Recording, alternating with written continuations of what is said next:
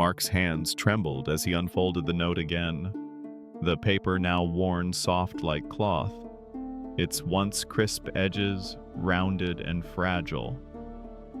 20 times, maybe more, he'd read those same jagged words, and each time they sank deeper into his chest like ice shards. You thought you could hide. We found you.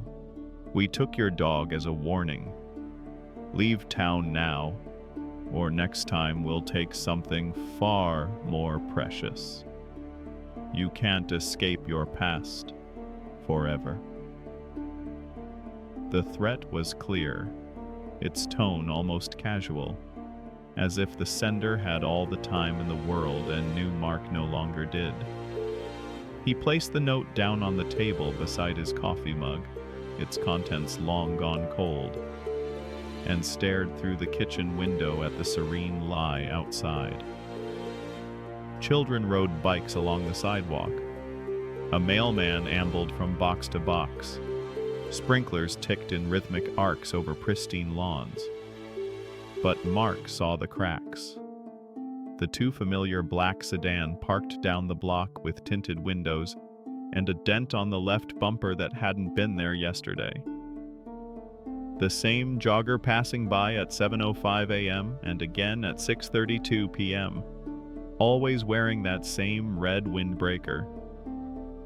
And the white utility van with no logos that had been fixing the telephone pole for 3 days straight without touching a single wire. It was all too neat, too staged, like a movie set pretending to be alive. Buddy let out a soft whine and rested his muzzle on Mark's knee.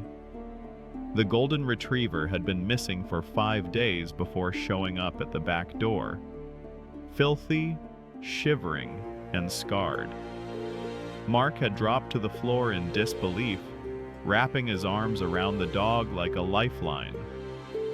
The vet said the burn mark on Buddy's shoulder was consistent with the stun tool or chemical brand.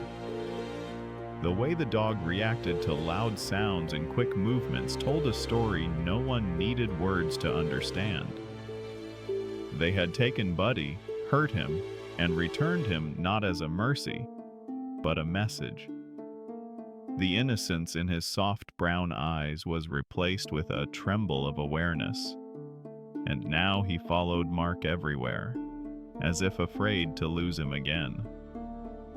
Mark absently stroked the dog's ears, trying to soothe both of their nerves, but his own stomach twisted into a familiar knot. He had spent years building a life out of silence and routine, convincing himself that what happened 8 years ago was just tragedy, not conspiracy. But this note ripped that lie apart. It had taken years for the pain to dull, but now the wound was fresh again, bleeding beneath the surface of his thoughts. The doorbell rang, sudden and sharp. Buddy lifted his head, growling low. Mark stood, already moving, the Glock on his hip like a shadow he wore by instinct. His feet moved quietly over the hardwood floor as he reached the front door.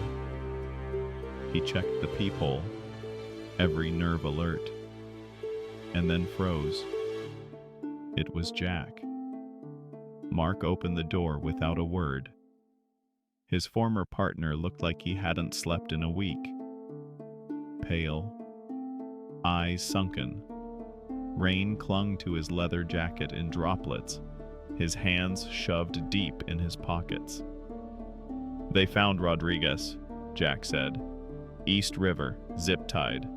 2 in the back of the head." Mark's jaw clenched. He stepped back, letting Jack in. Sarah Rodriguez, the only real witness they had during the Russo investigation, had disappeared just before the trial. She was terrified then, insisting she didn't trust the system to protect her. They thought she'd run, vanished off grid. And now, after all this time, she resurfaced as a body, dumped like garbage. Mark leaned against the kitchen counter, gripping it to steady himself. Sarah had been their last hope back then, the one who could tie Councilman Russo to the money laundering and hit contracts. But the case fell apart without her. Russo walked. Then the threats started. Then the explosion. His wife and daughter gone in an accidental gas leak that had no origin point and no surviving witnesses. The grief nearly killed him. The guilt almost did.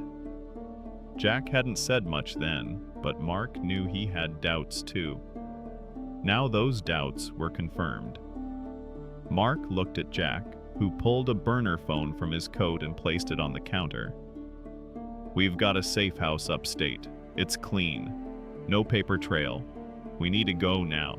You, me, the dog. No hesitation." But Mark hesitated. Not because he didn't believe Jack, he did, but because something inside him had changed. 8 years of running, hiding, second-guessing every face on the street, it all crystallized in that moment into something sharper than fear. Resolve. Mark looked at Buddy, at the family photo on the wall, the one where his wife was laughing, their daughter mid-giggle, holding a balloon. That photo had haunted him for years. He saw it every time he closed his eyes, every time he passed a family in the park or saw a father and child in a diner. The same month they died, he'd gone public with allegations against Russo. The same month Sarah had reached out. The same month the gas leak took everything. A car door slammed outside. The sound echoed too loud in the still house. Buddy's growl deepened, rising like a storm under his breath. Mark moved fast. He grabbed the go-bag from under the bed, the one he hadn't touched in years. Everything was still in place. Unmarked bills, IDs, backup weapons, photos. He clipped the leash onto Buddy's collar and felt the old scar under the fur. Whoever burned him hadn't just wanted to scare Mark. They wanted him to remember, to suffer. The wooden gate in the backyard groaned open. Mark turned to Jack. "Take him," he said, handing over the leash and car keys. "Get to the safe house." Jack blinked. "Wait, you're not coming?" Mark chambered around in his pistol. "I'm done running." The words came out flat, like metal against stone. Buddy whined, resisting as Jack pulled him gently toward the garage. Mark knelt beside the dog, pressing his forehead to the golden retrievers. "It's okay, boy. This time, I find them first." Glass exploded. The kitchen window shattered inward in a scream of shards. Mark dropped, rolled behind the kitchen island as a silenced round sank into the fridge with a dull thunk. His breath was steady, ears tuned to every sound. Years of training, dormant under layers of grief, came flooding back in seconds. He moved to the coat closet, kicked open the false back panel, and retrieved the disassembled M4 carbine he had hidden a decade ago. In 30 seconds, it was ready. So was he. They were coming in fast. 4 shadows. The first kicked the door open with military precision. Mark dropped him with a double tap.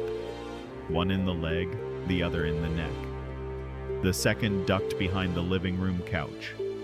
Mark flanked left, moving low, silent. He waited. The man popped up and caught 2 rounds in the chest. The last 2 panicked. Amateurs, or smart enough to know they were outmatched, they retreated into the darkness. Mark didn't chase them. Not yet. He stepped into the street, rifle hanging low. Rain had begun to fall, slow, steady. The sedan was gone. Jack had taken Buddy. Good.